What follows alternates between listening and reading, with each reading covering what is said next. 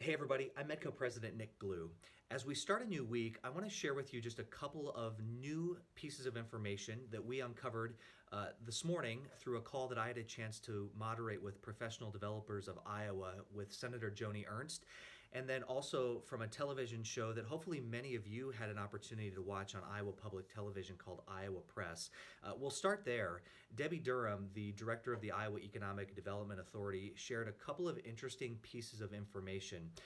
First, for those of you that applied for the Iowa Small Business Disaster Grants, you've been following that over the last couple of weeks. Those grants were awarded, and there's still a significant applicant pool that did not get funding because they frankly ran out of money.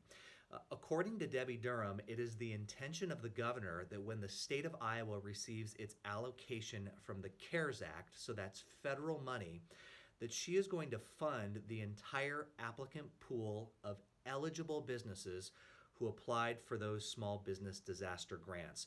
They're waiting to receive final rules from the Treasury as to what they truly can be reimbursed for before 100% moving forward with that. But at this point, that is the intention of the governor. So if you applied for those grants, if you know you qualified but did not get money, stay tuned because there could be more money coming quickly for that. Also, Craig Paulson, who is the director of the Iowa Department of Revenue, is going to request that the legislature take action so that these grants are not considered taxable income for businesses that either have or may receive these grants in the future. Also, there was an interesting note that Director Durham does plan to propose to the legislature a revolving loan fund for Main Street businesses. That's a program. It will take action of the legislature at some point, but is just the first of probably several examples to come of programs that we will continue to hear about from the federal level. Then this morning, I had a chance to moderate a call with professional developers of Iowa, which is essentially our trade association for economic developers. Senator Joni Ernst shared a quick update. We know that there's another package per se that the federal government is working on as of this morning, Monday morning. We're hearing they're close to an agreement, but as of now, she believes that it will provide an additional $310 billion to the Payment Protection Program. So that's a program we know that many of you have applied for. It ran out of money. There are perhaps you could be waiting in a queue with your local lending institution, but bottom line, no more applications are being accepted or processed because it ran out of money. So we're hearing potentially the plan is for $310 billion more. Within that, we know that there's $75 billion that would potentially go to hospitals. We know that hospitals are really struggling right now, but they are on the forefront of course, serving those impacted most directly by the virus. And then there's about $25 billion in this proposal for testing.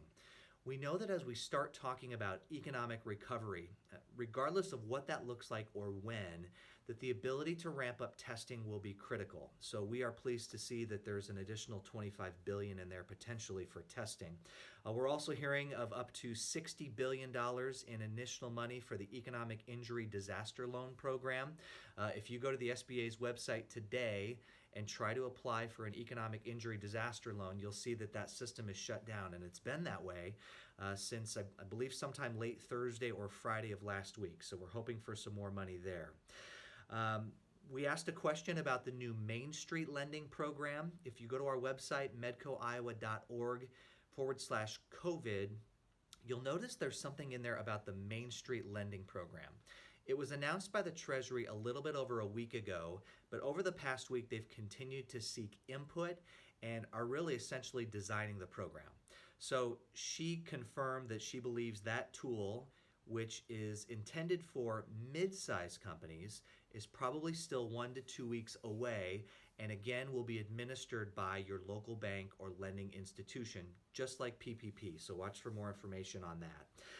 There were some interesting discussions on a potential payroll tax holiday for essential workers. Again, maybe another benefit or way that the federal government could assist companies that are continuing to try to employ folks. That really is just an idea for discussion right now. Same with some minor changes to PPP. We've been hearing from our lending community that there's some concerns about the fact that once a company is approved for a PPP loan and by the time they close and take the funds, they only have 10 days to do that. And so there's been some discussion that providing some flexibility of that time frame could be in the best interest of many companies, depending on their circumstances. They might be busy today, but they might know that there's a slowdown coming in the next 2 to 3 weeks. So some flexibility in PPP is something that Senator Ernst is advocating for. Just the last thing as far as her update is she talked a lot about a proposed transportation or infrastructure bill, a significant way to stimulate potentially our economy.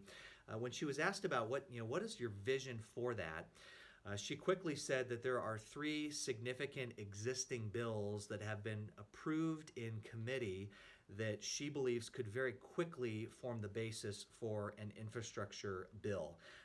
The FAST Act, there's a rural broadband component, and then an additional component that could all just be wrapped together into one massive bill that she's hopeful could get moving forward over the next couple of weeks. So those are those quick updates.